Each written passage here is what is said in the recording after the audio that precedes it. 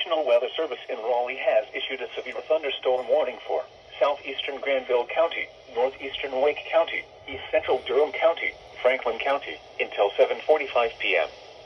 At 7:07 p.m., a severe thunderstorm was located near Wake Forest, or 9 miles southeast of Creedmoor, moving east at 35 miles per hour.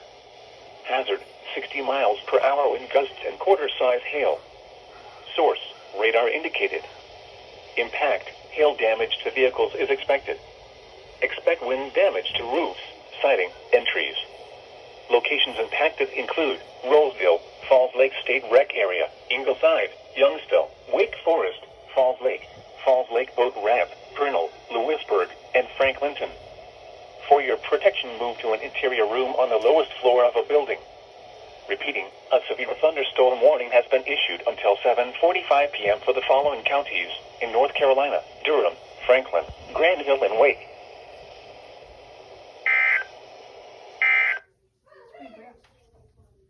Only two? Okay.